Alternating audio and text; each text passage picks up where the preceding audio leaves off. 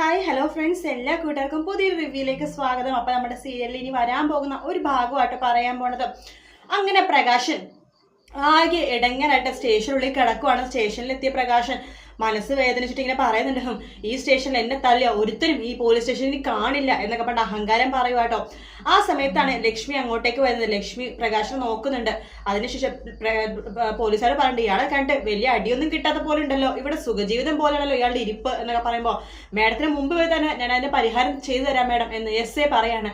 അതിനുശേഷം ലോക്കപ്പിലേക്ക് കയറുകയാണ് S A. Prakashan നന്നായിട്ട് അടിച്ച് പപ്പട പരിവാക്കുന്നുണ്ട്. അതൊക്കെ കണ്ട് ലക്ഷ്മി സന്തോഷത്തോടു കൂടി തന്നെ ചിരിച്ചോണ്ടിരിക്കട്ടോ. പ്രകാശാണെങ്കിൽ ആകെ ദേഷ്യം വന്നുകൊണ്ട് ഇങ്ങനെ നോക്കിക്കൊണ്ടിരിക്കുകയാണ് ലക്ഷ്മിനെ.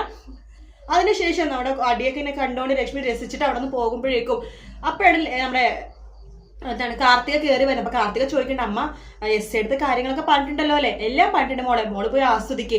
ആ പ്രകാശന തല്ല് കൊള്ളുന്നത് നന്നായിട്ട് ആസ്വദിക്ക് പറയാണ്. ശരി, ഞാൻ പോയി നോക്കട്ടെ, അമ്മ എന്തായാലും പോയിക്കോ എന്ന് പറയാണ്. അങ്ങനെ കാർത്തിക വരുന്നുണ്ട്.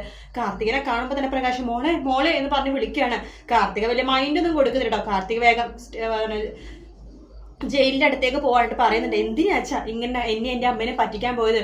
അച്ഛൻ ചതിച്ചെന്ന് പറഞ്ഞപ്പോഴേ എന്റെ അമ്മ ആത്മഹത്യ ചെയ്യാൻ വരെ ശ്രമിച്ചു. അത് അച്ഛൻ അറിയാവോ? അയ്യോ മോളെ, ഞാൻ മനഃപൂർവ്വം ചതിച്ചതല്ല. അച്ഛന്റെ ഭാര്യ ദീപയാണെന്ന് മാത്രമല്ലേ പറഞ്ഞത്, പക്ഷെ അതിന് മുമ്പ് വേറെ കെട്ടിയ കാര്യമൊന്നും മറച്ചു വെച്ചതാണല്ലേ. അച്ഛനായിട്ട് ഇനി ഒരു ബന്ധവും ഇല്ല അച്ഛാ എന്ന് പറഞ്ഞിട്ട് നമ്മുടെ കാർത്തിക അവിടെ നിന്ന് പോകുവാട്ടോ. അപ്പോഴേക്കും നമ്മുടെ പ്രകാശനാകെ തകർന്നു പോവാണ്. അപ്പോഴേക്കും അതിനുശേഷം കാർത്തികയും ലക്ഷ്മിയും കൂടി മനസ്സിൽ വിചാരിക്കുകയാണ്, ഇയാളെ മാത്രം ജയിലിലിട്ട് കാര്യമില്ല, ഇയാളുടെ കൂടെ തന്നെ തെറ്റ് ചെയ്ത ഒരാൾ കൂടി ഉണ്ട്, അമ്മുമ്മ, അവരെയും കൂടി ജയിലിലേക്ക് ഇടണ്ടേ എന്ന് പറഞ്ഞിട്ട് അടുത്തൊരു കേസ് കൊടുക്കണം ലക്ഷ്മി. ഗർഭകാലത്ത് തന്നെ ഉപദ്രവിച്ച ഉപദ്രവങ്ങളൊക്കെ പോലീസ് സ്റ്റേഷനിൽ പറയാണ്. അത് മാത്രമല്ല ദീപയും പറയുന്നുണ്ട്. അപ്പൊ രണ്ടുപേരുടെ പരാതിക്ക് ഒടുവിൽ നമ്മുടെ അമ്മുമ്മേനെ പോലീസ് സ്റ്റേഷനിൽ കയറ്റുവാണ്.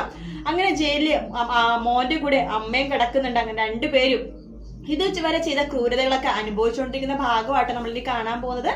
വീഡിയോ ഇഷ്ടപ്പെട്ടെങ്കിൽ ലൈക്ക് ചെയ്യുക, സബ്സ്ക്രൈബ് ചെയ്യുക, കമന്റ് ചെയ്യുക. മറ്റൊരു വീഡിയോ ആയിട്ട് നാളെ കാണാം. Bye bye.